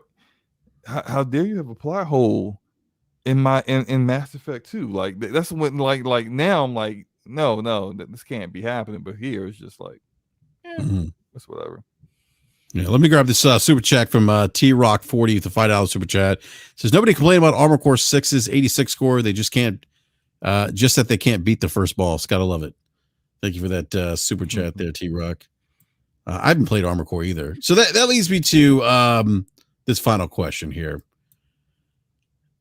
And I'll go with you. I'll go to you first, Lomo. Do you think that this is going to be in the conversation Game of the Year? Starfield. It will. Yeah, I believe it absolutely will. I think it will be. It will be one of the nominees. It's not going to win, but it will be one of the nominees for Game of the Year. They the Keeleys. You know, we're talking about the Keeleys, right? You know that like. Yeah. I should have said that. I should have said the VGAs, the Keeleys, if you want to call them that. Yeah. They're going to have 6. I think the 6 will be Tears of the Kingdom, Zelda. It will be Baldur's Gate 3, of course. Starfield will be in there. I actually think Armor Core 6 will be in there. I think Sea of Stars will be our indie darling. Ah, okay. And I think the last what game. About no Hi-Fi Rush? Nah. That's not an indie game. It's Tango Gameworks is a AAA. I mean, it's a smaller game. I mean, it is, but it's still not indie. You know, it wouldn't really fulfill the indie feel like vibe for, you know, hey, look, we're in, you know, we understand that, you know, it's not just about the AAA games, even though like the indies don't really win when they get nominated, but whatever, right? It's there, right? Last game I think will probably be Spider-Man 2. Spider-Man 2 I think is a given to be nominated, but not anything else. But I think those would be our games. So I think it'll be in there. All right. What about you, Logic? What was the specific question again? Do you think Starfield will be in the conversation for Game of the Year at the Keeleys? I mean, I think it'll be in the I think it'll be in the conversation. I don't know that it will get a nomination, and if it gets a nomination, I don't think it'll win. I personally, I don't know that it's going to get a nomination. I'm wondering if this is a year that we see more than one darling indie make it into the group of 6. Oh, you think so? What would be the other one? Well, because Octopath Traveler 2 came out this year. Oh, yeah, it did come out this year. But that's not really, I mean, it's published by Square. Yeah, I mean, that's true. I mean, so no, it's technically not an indie, but I do wonder if that game will get into that group of 6. Did you say Hogwarts? I think Hogwarts is deserving.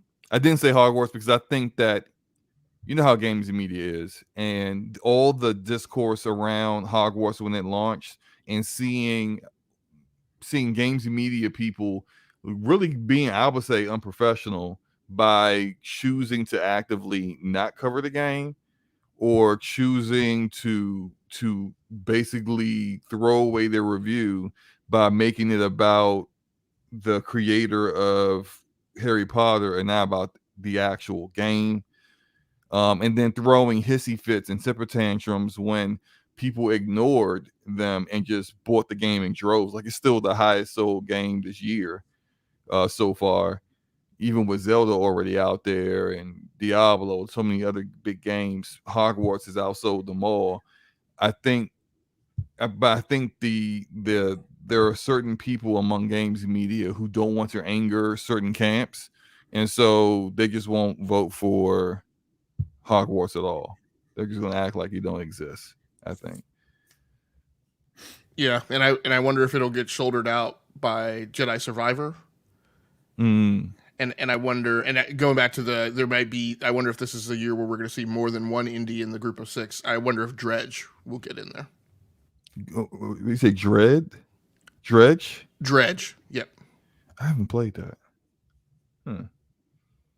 Yeah, I don't. I think this is a.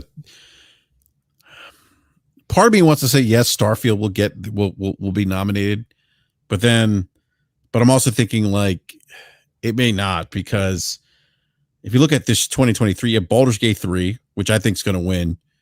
I think Baldur's Gate 3, like, don't be surprised to see Baldur's Gate 3 win, not just Game of the Year at the Keeleys, but at some of the other award shows. I'm rooting for it. I think seeing Larian, a studio that's always made high quality games, finally get a Game of the Year. I think that would be awesome, and I think it would be.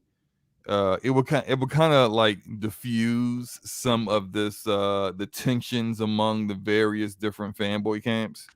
You know, you got your Nintendrones that are rooting for Zelda, and you got your Sony guys that are they can't really root for Baldur's Gate 3 anymore. So probably Spider-Man 2 or FF16. And then you got your Xbox guys rooting for Starfield. It would just be funny if Baldur's Gate 3 just beats all of them. But I don't know. I still kind of feel like Zelda's got the overall better chance of winning. I mean, Tears of the Kingdom is the it's Metacritic 96.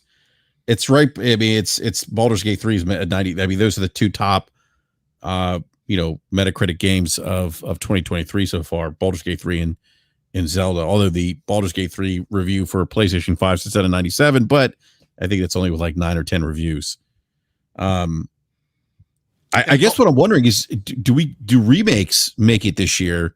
Because Resident Evil 4 remake is a 93 on Metacritic. Yeah, see, and so look, like, shout out to Kofi. Kofi was talking about Resident Evil 4 earlier on Twitter, and I was just like, I completely forgot that came out this year.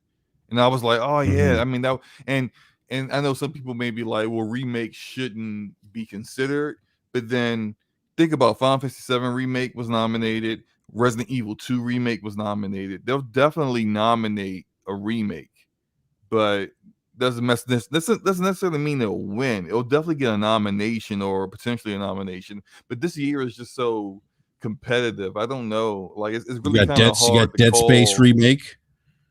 Yeah. I mean, what's in my head is that I don't think the Resident Evil 4 remake. So I think I like the design as a game of Resident Evil 4 more than Resident Evil 2, but Resident Evil 2 is the one that in my mind sits as being more significant on the landscape at the time that it came out. Mm-hmm. And the Resident Evil 2 remake got nominated, but obviously didn't win Game of the Year. And I just wonder if people are going to go, well, Resident Evil 2 is the thing that sticks out more than Resident Evil 4, and you know, True. We knew that wasn't going to win, so why would we bother nominating Resident Evil 4? Yeah. I mean, you make a good point there. It's just, I think for outside of Zelda, Baldur's Gate, and Baldur's Gate 3, you can make a case for the other, like, for any of the other 4, like, potential nominees potentially not getting it. What about Diablo 4? I don't think Diablo 4 has a shot. I think it does. I enjoyed playing the game. I think it's because it was the return of a franchise that people have felt was kind of down. But people I could be wrong. on it pretty quickly. Well, yeah, I mean, once it released, I mean, there's some quality of life things, and the stuff with having to start another character, and but go ahead, man. No, I think the nerfs really soured people's feelings on Diablo 4 before the season 1 drop, and then once season 1 dropped, and kind of like the response from Blizzard was kind of not exactly what people wanted to see. I think that, and then you look at, I mean, we can make a case for a lot of these games not making it. Jedi Survivor, the bugs, the performance issues, the fact they're just now, quote unquote, fixing the game. The game came out in what, March? April? Yeah, it took them I think I did the count. It took them like 4 or 5 months to get this patch 7 out. I think it was late April it came out. Yeah, and it's just like that's gonna be like a sour taste in people's mouth when it comes to voting. And the voters are, I mean, unfortunately, it's not us. It's not the people in the chat. We get a 10% part of the vote. 90% of it are, the people who wrote reviews on this, the people who wrote articles talking about or complaining about certain things about these games, the ones that chose to not even review some of these games that we're discussing. So I think those are the ones, like, it's really not about what deserves the win, but what you think will end up getting nominated based upon just how like that camp kind of operates,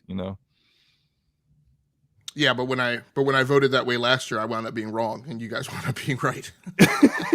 Because I said God of War Ragnarok to me is a more digestible game. I feel like it's way more mainstream. I think it resonates with a lot more people and pulls at the heartstrings.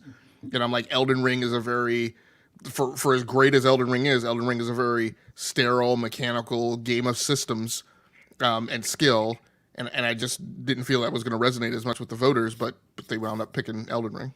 But like the reason why, that's part of the reason why I thought Elden Ring would win, because it was just like, you think about when it came out, the kind of like articles and things we would see from games media about the game. People were talking like, it changed my life. I beat Elden my life Ring, somehow. and now I'm a better man. It's just like, what? Huh? It's Dark Souls 3 that's open world. Like, what? What are you talking about, bro? Hey man, let me tell you something. It was a huge evolution for the Souls games. Just that formula.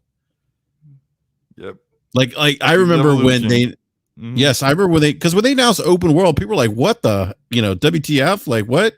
From is doing what? It worked for them. It was a great move. It was like the perfect storm opportunity for them to take their format and make it open world, and it worked absolutely. But like, no, they nailed it. They more than nailed it. I mean, like, to get so many people to try a genre of game where it's traditionally very difficult, or the perception is it's too difficult for the average gamer, so most people will shy away from it. And people didn't shy away from it. They bought it in droves. It's great, but at the same time, like, people acted like the game was like digital Jesus. It was just like, what is happening? What? Yeah, I thought it was a bit too much. Like, some people just were. Look, I beat it twice. I was 4 times. I was so into the game that I was farming a bird.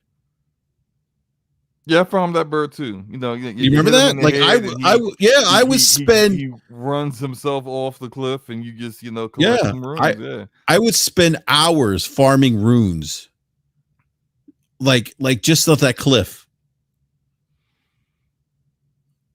I made so many different builds, and just to test out to see how things would work, and I had 4 different characters that I have over 100 hours. And all 4 of those characters beat the game 4 times. So like, I know, and when that expansion comes out next year, I'm in day 1. I don't care what's going on. I don't care what's coming out. I'm dropping anything and I'm playing it.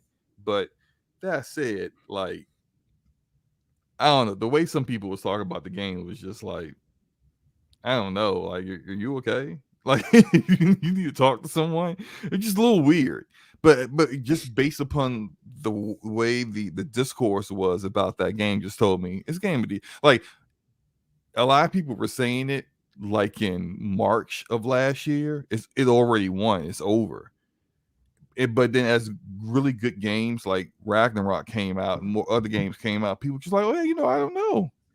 Maybe Ragnarok has a chance. And it's just like, nobody talked about those are the games where they talked about Elden Ring. Yeah, I didn't think so. I just thought the way people were talking about Elden Ring, and that kind of and so Baldur's Gate 3 kind of reminds me about the conversation, like the way people were talking about Elden Ring, and I hear that, and I see that conversation. I mean, I talk to people. So I was telling Logic this. I was having conversations with prospective candidates, and conversations come up about gaming, and they're like Baldur's Gate 3. I'm like, what? One individual made sense because he still plays tabletop D&D.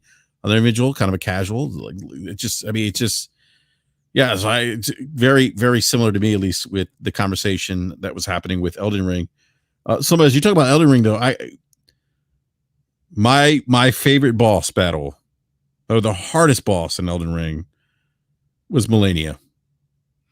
Good, yo, that what's it called? The water something foul, the foulest move ever. Like that, you just had to run when she raised up in the air. That was that was death. That was death. If I like, you can't block it. Nope, death. Because you're going to get destroyed. If you're going to lose, you're going to get completely destroyed trying to block it. Just run, and it made me completely change how I was playing the game when I beat her the first time. I had all this heavy armor on, and I was just like, nah, what else I got that's lighter? Because I got get rid of you got to move. Yeah, you got to move. Yeah. She was hard. But, yeah, she was hard. Yeah. I think it's gonna be Baldur's Gate 3, and again, I could see Starfield being nominated at the Keeleys, but it also, just given the amount of releases we've had of just really, I mean, this has been a great year for gaming. Mm-hmm. It wouldn't surprise me if it didn't make it either, but I'm kind of 50-50 on it. Is it mean that I kind of would love if it didn't get nominated? No. Twitter blow up. Oh my God. It would be so funny. Well, I mean, people hilarious. People would say things like Keeley's on the take. They do it every year. I mean, we've seen everyone thinks he's on the take. I saw a podcaster literally say that Keeley is biased, and that he has influence on who gets nominated, and he literally provided them a link to the VGA's website on how the nominees are nominated, how that process works, and where he specifically states that he has no input in the nominees. And you could guess he was an Xbox fan-centric podcast. Big surprise. I'm just saying, I'm like, funny. It would be fun. I don't think it would happen. I don't get nominated. That would be disastrous. It would be hilarious. I would just be like, for that entire week, I would just be on Twitter, just like scrolling and giggling to myself. You just want to laugh at people's misery, man. Yeah, man. Oh my goodness! Wow. Look, this is why when I was talking to Luca, and Luca was like, "What is your prediction of Starfield Metacritic?" I gave my number, but I was like, I hope it's like a low 80s or a high 90s. Why? Because if it was a low 80s, there would be people, gnashing of teeth, pulling of hair. And then there was a high 90s, there would be people gnashing of teeth and pulling of hair. It would just be the same thing, just for, like, in reverse. And I just wanted to see the world burn. You really do. I'm starting to get a sense that you just want to see the world burn, or Twitter burn. Just a little bit, Yeah. Oh my goodness. Yeah. Well, gentlemen, it is 11 o'clock, and I said to Logic, I'm going to keep the show short because we were only going to talk about Starfield today, but here we are 2 hours later. But I want to thank everyone in the live chat. By the way, we're like 157 people watching right now, only 46 likes. Do me a favor, smash that like button, and if you're new, subscribe, hit the bell notifications so you're alerted when we go live. But big shout out to everyone in the live chat. Thank you so much for hanging out with us this evening. Really appreciate it, as always. And Slow-Mo, thank you, man. It's always great having you on. Enjoyed getting your perspective on Starfield. And you have a show tomorrow night. Sure do. It probably will be a comedy of errors, thanks to my co-host, Gaming Forte. Shout out to Forte. What did he do the other day? Did he bro? failed to launch the show on time, or what was it that he did? He did something with like the. Okay, last week. So this is what we do. We broadcast our show on the DPS channel and on one of our channels that we at the same time that we rotate every week. And I'm hosting the show on my channel last week. He was supposed to rebroadcast it live on the DPS channel, but then like he was like looking up ESPN. And then you know how ESPN, if you go to ESPN's website, it'll have like I guess the actual channel playing as well as you're just kind of scrolling the site. And it was like unmuted. And so like a good portion of the rebroadcast on the DPS channel is us talking with like a football game going on in the background. So it's just Forte. It's fun. He but the week before that he like muted me twice. And God. And he like had game like Battlefield like gameplay with the sounds playing. It was just gunfire everywhere, and it's just like every time you host, I have to like spend a good few hours editing everything down so that when we put it up on Spotify and Anchor and iTunes and everything. It's like this highly edited episode where it's like a good 30 minutes shorter than the actual show. So yeah, it's good times. Good time. Shout out to Fortune. Yeah, no, from 2 tomorrow, 9 p.m. Eastern Standard Time for you know more bloopers. You know. Well, I want to know why. I'm going to ask him why he's referring to himself as King KD now. He can have it. He can have the title. He can have it. Yeah. No. There's only one real King KD. It can't be Forte. Yeah, it's gotta be game logic, man. Yeah, exactly. So, but on that note, Logic. I don't know if you want to be found, but by the way, great episode of Enough to Keep Going on Sunday. The great conversation around Starfield, by the way. But I don't know if you want to be found, but if you do, let everyone know they can find you. Well, first of all, thanks a lot, man. I appreciate that. Yeah, I can be found over on first of all, the Rounding Off Infinity Gaming channel on YouTube. You can go over there and check out Let's Plays and live streams of video games. Imagine that. Most recently, there's 4 Let's Plays of Starfield over there, and you can actually witness me going through the torture and the pain that I went through to finally crest the hump to where the game started landing with me, because there was some torturous hours of space combat that I had to go through to learn some things and realize some things. Actually, find some bugs as well because I didn't go through the normal path of the game. And then, as BRAP mentioned, you can catch us over at the Enough to Keep Going Weekly Games podcast over on the E2KG Network podcasting channel on YouTube. And then for audio for that podcast, the podcast is now also going out on Google Podcasts. So people have been able to get it through SoundCloud and Spotify to date, and Pocket Cast as well. And now the show is on Google Podcasts also.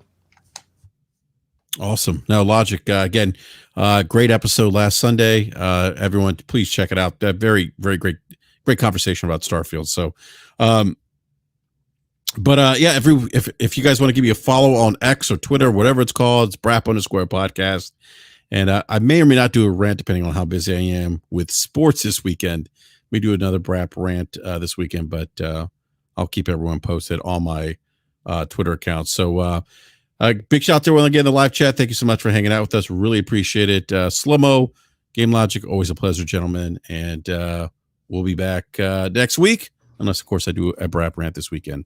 But everyone, have a great rest of the week and enjoy playing video games, because that's what it's about having fun and enjoying yourself. Peace. Thank you.